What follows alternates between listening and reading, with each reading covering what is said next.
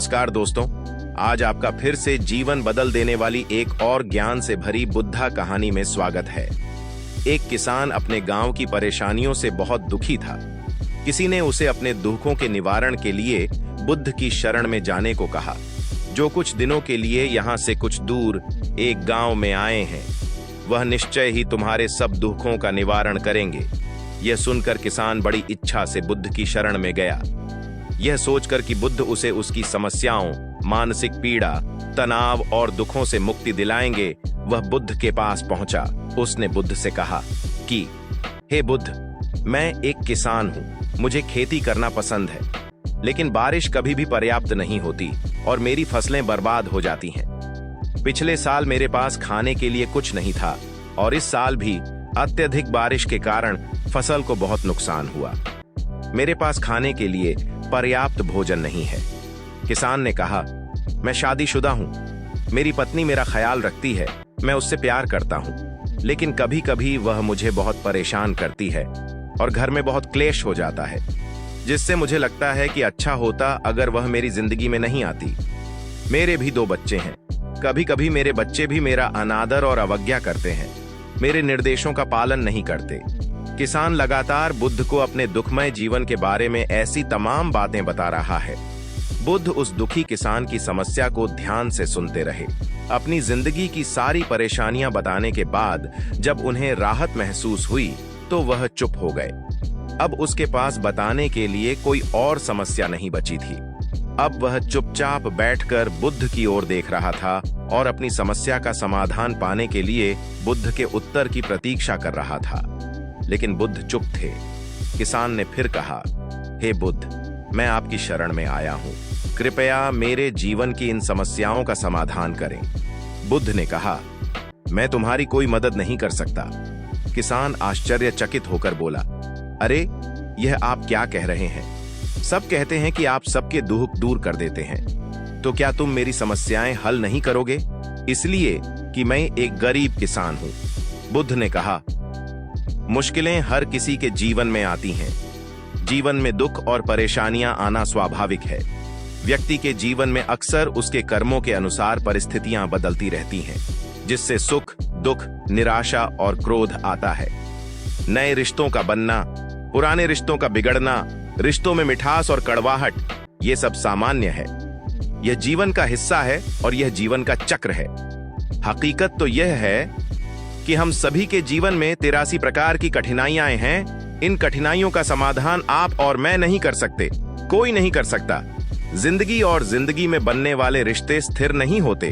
एक दिन रिश्तेदार भी चले जाएंगे और जिंदगी भी खत्म हो जाएगी, लेकिन ये समस्याएं वैसे ही रहेंगी जैसे आज आपकी जिंदगी में हैं और कल किसी और की जिंदगी में होंगी। इस पर किसान अपना नियंत्रण खो देता है और क्रोधित हो जाता है और ऊंची आवाज में बुद्ध से कहता है कि हर कोई कहता है कि तुम्हें एक महात्मा, एक सिद्ध पुरुष, एक प्रबुद्ध व्यक्ति होना चाहिए।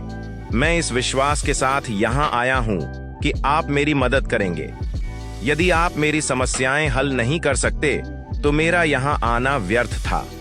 हर कोई झूठ बोलता है कि वे समस्याओं का समाधान करते हैं। आपने मेरी एक भी समस्या का समाधान नहीं किया। तुमसे अच्छे तो वह महात्मा हैं जो 2 वर्ष पहले मेरे घर आए थे। उन्होंने मेरे लिए यज्ञ कराया, दान दक्षिणा दिलवाई और मेरे मन को असीम शांति मिली। कुछ सुख भी बढ़े और कुछ दुख भी कम हुए, लेकिन तुमने मेरी कोई भी समस्या हल नहीं की। तुमने मुझे सीधे तौर पर मना कर दिया। बुद्ध ने कहा, क्या वह सब करने से जीवन के सारे दुख समाप्त हो गए? इतना कुछ करने के बाद भी अब आप इतने परेशान क्यों हैं? अब आप पहले से भी ज्यादा दुखों से घिर गए हैं। तात्पर्य यह है कि जीवन में दुख कभी समाप्त नहीं होते। किसान बोला, तो क्या मैं मान लूं कि तुम मेरी मदद नहीं कर सकते? यदि आप ऐसी छोटी छोटी बातों का समाधान नहीं कर सकते तो आपके उपदेशों का क्या लाभ? बुद्ध ने कहा, मैं तुम्हारी 84वीं समस्या का समाधान तो नहीं कर सकता, लेकिन हाँ, मैं तुम्हारी 84वीं समस्या का समाधान अवश्य कर सकता हूँ। किसान आश्चर्यचकित हो गया और बोला, 84वीं समस्या क्या है बुद्ध? बुद्ध ने कहा, यानी कि तुम अपने जीवन में कोई समस्या नहीं चाहते, आपकी सारी समस्याएं इसी समस्या के कारण उत्पन्न हुई हैं। यदि आप इस तथ्य को स्वीकार कर लें कि जीवन में समस्याएं मौजूद हैं और समस्याएं जीवन का हिस्सा हैं, तो आप जीवन की समस्याओं से विचलित नहीं हो पाएंगे। आप जीवन में आने वाली समस्याओं से विचलित हो जाते हैं क्योंकि आपको लगता है कि आप दुनिया के सबसे दुखी व्यक्ति हैं, जबकि सच्चाई यह है कि हर किसी को अपना दुख सबसे ज्यादा महसूस होता है।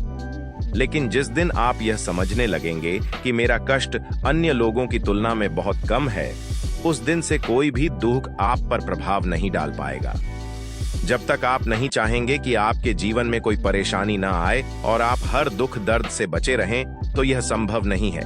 ऐसे में छोटा सा दर्द भी आपको बेचैन कर देगा और आपकी मानसिक शांति भंग कर देगा। अगर आपके जीवन से परेशानियां पूरी तरह से दूर हो जाएं, अगर आपको हर दिन हर पल बिना दुख और कठिनाइयों के जीवन जीने को मिलेगा, तो आप ज्यादा दिन तक ऐसा नहीं जी पाएंगे।